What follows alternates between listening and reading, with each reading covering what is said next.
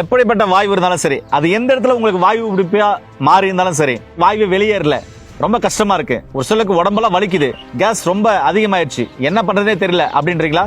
அற்புதமான ஒரு மருந்து சொல்லியிருக்காரு, செஞ்சு சாப்பிடுங்க. 4 டோஸ் சாப்பிட்டுட்டாங்கன்னா ஒரு 2-3 வருஷத்துக்கு அவங்களுக்கு வந்து இந்த வாய்வு தொல்லையே இருக்காது. 2-3 வருஷத்துக்கு இருக்காது. ஆமா, நிறைய பேர் பாத்தீங்கன்னா இந்த லெப்ட்ல இது வாய்வுனால வலிக்கும், ஐயோ நெஞ்சு வலி வந்துருச்சோன்னு பயப்படுவாங்க. ஆமா ஆமா ஆமா. சாப்பிட்ட மறுநாளே ஒரு வலியும் இருக்காது. சூப்பருங்க ஐயா. ஒரே வேளை மருந்து எப்படிப்பட்ட கேஸ் எந்த வகையான வாய்வு இருந்தாலும் சரி, உடல்ல இங்க தொட்டா அங்க தொட்டா அப்படின்றாங்க, அப்படின்ற பிரச்சனை எல்லாம் இருக்குல்ல, அது ஒரே வேளை மருந்துல சரி பண்றோம் அப்படின்றாரு. அது என்னென்ன மூலிகைகள் எப்படி எல்லாம் போட்டு கலக்குறேன் அப்படின்றத நான் வெளிப்படையா காமிக்கிறேன். அது எப்படி செய்யணும்னு சொல்றேன், மக்களை செஞ்சு சாப்பிட்டு நல்லா இருக்கு சொல்லுங்க அப்படின்னாரு.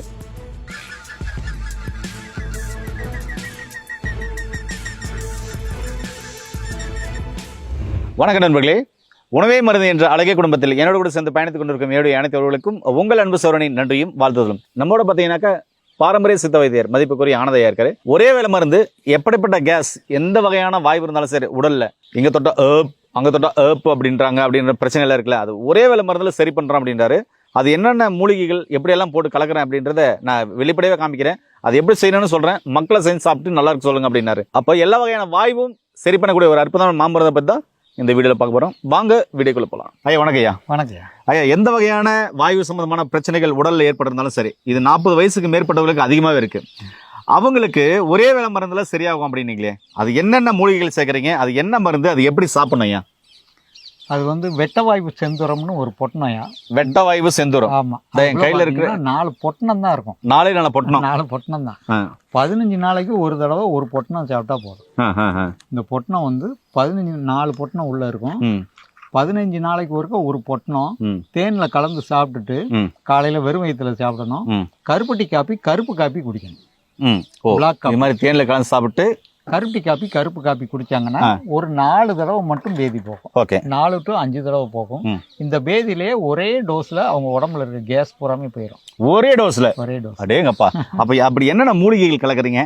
அதுல நம்ம கலக்குறதையா அந்த லிங்கம் அப்படிங்கிற பாசனம், அதுல வந்து ஜாதி லிங்கம் அப்படிங்கிற அந்த தட்டுல இருக்க பெரிய கல்லு, அது பாத்தீங்கன்னா இரும்பு மாதிரி பயங்கர வெயிட்டா இருக்கும். ஆமா, அந்த ஜாதிலிங்க கல்லு, அந்த ஜாதிலிங்க கல்லை வந்து மருதாணி இலையில சுத்தி பண்றோம். பக்கத்திலே மருதாணி இலை இருக்கு. சரிங்க ஐயா. இதுல சுத்தி பண்ணி இதை வந்து செந்தூரம் பண்ணிட்டு பக்கத்துல இருக்கிறது வந்து நேர்வாளம் அப்படிங்கிறது, இது சித்தா மெடிசன் கடையில பூராமே கிடைக்கும். நேர்வாளம். ஆமா, இந்த நேர்வாளம் பாத்தீங்கன்னா சித்தா மருந்துல நேர்வாளம், எட்டி விதை, சேங்கொட்டை, இது 3ம் பாசானத்துக்கு நிகரா, ஒரு விஷச்சத்து மிகுந்த பாசானத்துக்கு நிகரா இந்த 3 மூலிகை கடைச்சரக்கும் வேலை செய்யும்.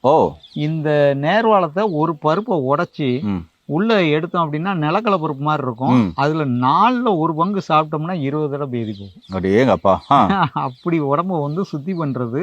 ஆனா இது அப்படியே சாப்பிடக்கூடாது, எருமை சாணியில வச்சு வேக வைக்கணும். வேக வச்சு தோலை உரிச்சு எடுத்துட்டு நடுவுல ஒரு முளைப்பு இலை இருக்கும், அதையும் எடுத்துட்டு அதுக்கப்புறம் பச்சரிசியில வேக போட்டு திரும்பியும் சுத்தி பண்ணணும். இல்லைன்னா நெல்லுல வேக வைக்கணும். நெல்லுல வேக வச்சு கிளீன் பண்ணலாம், எருமை சாணியில வேக வச்சு கிளீன் பண்ணலாம். இந்த லிங்கத்தை வந்து செந்தூரம் பண்ணிட்டு அந்த நேர்வாளத்தை சுத்தி பண்ணதையும் அதோட சேர்த்து அரைச்சி, அதனால தான் 3 விரல்கிட்ட எடுக்கிற அளவு மட்டும் அதுல ஒரு மூலிகை இலையவும் சேர்த்து அரைச்சி நம்ம கொடுத்துருக்கோம். சூப்பருங்கய்யா. இது எல்லாமே உடம்புல இருக்கிற வாயுவை கம்ப்ளீட்டா கிளீன் பண்ணிடும். 4 டோஸ் கொடுப்போம். 15 நாளைக்கு ஒருக்க ஒரு டோஸ் சாப்பிட்ற மாதிரி. இந்த வாரம் ஞாயிற்றுக்கிழமை சாப்பிட்டாங்கன்னா ஒரு வாரம் விட்டுட்டு அடுத்த வாரம் ஒரு ஞாயிற்றுக்கிழமை, அப்புறம் அடுத்த மாதம் ஒரு 2 ஞாயிற்றுக்கிழமை.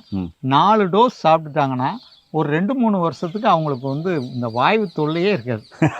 2-3 வருஷத்துக்கு இருக்காது. ஆமா, நிறைய பேர் பாத்தீங்கன்னா இந்த லெப்ட்ல இது வாய்வுனால வலிக்கும், ஐயோ நெஞ்சு வலி வந்துருச்சோன்னு பயப்படுவாங்க. சாப்பிட்ட மறுநாளே ஒரு வலியும் இருக்காது. சூப்பருங்க ஐயா. ஐயா, மற்ற மூலிகைகள்ல என்னென்ன மூலிகைகள் ஐயா? இது எல்லாமே நார்மலா எல்லாரும் சாப்பிடுறதுக்கு ஒரு வாய்வுக்கு ஒரு கேப்சூல் நம்ம போடுறோம்யா. சரி சொல்லுங்க. இது வந்து கடையில கிடைக்கிற வாய் விலங்கம் அப்படின்னு சொல்லுவாங்க. ஆமா, இதுக்கு பேர் வந்து வாய் விலங்கம். ஆனா சித்தர்கள் வச்ச பேர் வந்து வாய்வு அடக்கம். வாய்வு அடக்கம். ஆமா, வாய்வு அடக்கம்ங்கிறது அப்படியே பேர் மாறி மாறி வாய் வடக்கம்ங்கிறது வாய் விலங்கம் ஆயிருச்சு. இதுக்கு அடுத்து பக்கத்துல இருக்கிறது இது சிறிய கலாய்ச்சிக்காய், இது வந்து பெரிய கலாய்ச்சிக்காய். கலர்ச்சிக்காய். ஆமா, சிறுசு பெருசு ரெண்டுமே இருக்கு. இந்த பெரிய கலாய்ச்சிக்காய் பாத்தீங்கன்னா கேஸ் ட்ரபிள், பாரிச வாய்வு, ஆண்களுக்கு இந்த விதையில இறங்குற வாய்வு, சிலவங்களுக்கு தொப்புள்ள வாய்வு வந்துடும். அதே மாதிரி இந்த சின்ன கலாய்ச்சிக்காயும் விதை வாய்வு சின்ன அளவுல ஒரு நெல்லிக்காய் அளவு இருக்கு, ஒரு சின்ன எலுமிச்சை அளவு இருக்கு அப்படின்னா இந்த விதைய உடைச்சி உள்ள இருக்க பருப்பை எடுத்து 3 விதை மட்டும் நாட்டு மருந்து கடையில கிடைக்கும், உடைச்சி உள்ள இருக்க பருப்பை மட்டும் எடுத்து முட்டையில ஆம்லேட் மாதிரி போட்டு சாப்பிட்டாங்க அப்படின்னா பாரிச வாய்வு தீரும். ஓகே. இந்த வாய் விலங்கத்தை வந்து எலுமிச்சம்பழ சாறுல சுத்தி பண்ணணும். எலுமிச்சம்பழ சாறுல ஊறல் சம்மந்தப்பட்டதுக்கு குப்பைமேனியில சாறுல சுத்தி பண்ணணும். இந்த வாய்வுக்கு வந்து எலுமிச்சம்பழ சாறுல போட்டு இது நல்லா ஊறினதுக்கப்புறம் துணியில் வச்சு தேய்ச்சோம்னா இந்த மேலே உள்ள சிவப்பு நிறத்தில் இருக்க தோல் போயிடும், உள்ள மஞ்சள் கலரில் இருக்கும். இந்த பெரிய கலாய்ச்சிக்காயை உடச்சி உள்ளே இருக்கிற பருப்பை எடுத்து எலுமிச்சம்பழ சாறில் இதை அரைச்சி வெயிலில் காய வைக்கணும். காய வச்சோம்னா இதில் இருக்கிற பாய்சன் போயிடும். இந்த வாய் விலங்கத்தில் மேலே இருக்க தோல் வந்து பாய்சன். இந்த சின்ன கலாய்ச்சிக்காயை உடைச்சி 100 கிராம் சின்ன கலாய்ச்சிக்காய் அப்படின்னா அதில் 4ல் 1 பங்கு வெள்ளை மிளகு. வெள்ளை கலரில் இருக்கிற மிளகு பார்த்தீங்கன்னா நிறைய பேர் வெள்ளை மிளகுனா அது தனியாக விளையுதுன்னு நினைப்பாங்க. தனியாக விளைச்சல் கிடையாது. கருப்பு மிளகு பழமாயிருச்சுன்னா வெள்ளை மிளகு தோல் உறிஞ்சிரும். கருப்பு மிளகு தான் அதுவும்.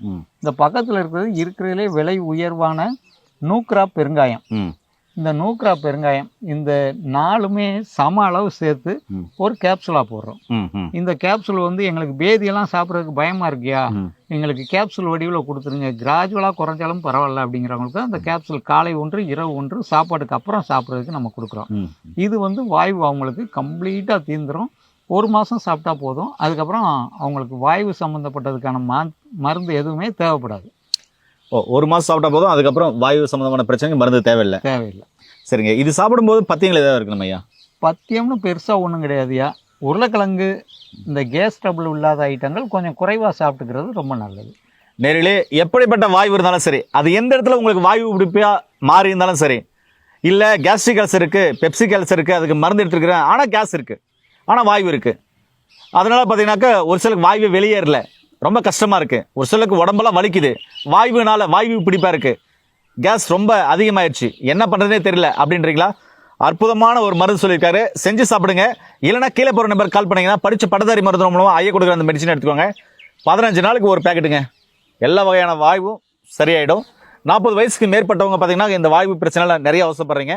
அவங்க பார்த்தீங்கன்னாக்கா junk food, fast food, tea, coffee, பால் சார்ந்த உணவுகள், அதே மாதிரி பார்த்தீங்கன்னா கொட்டை, அதாவது விதை உள்ள உணவுகளை வந்து அதிகமாக எடுக்காமல் ஃபைபர் கண்டென்ட் உள்ள பொருட்களை அதிகமாக எடுத்துகிட்டு இயற்கையான உணவுகள் நிறைய எடுத்துகிட்டு சீரகம் சார்ந்த தண்ணி, பெருங்காயம் இது போன்ற உணவுகளை வந்து அடிக்கடி உங்களுடைய உணவுகளை சேர்த்துக்கிறது ரொம்ப ஆரோக்கியமானது.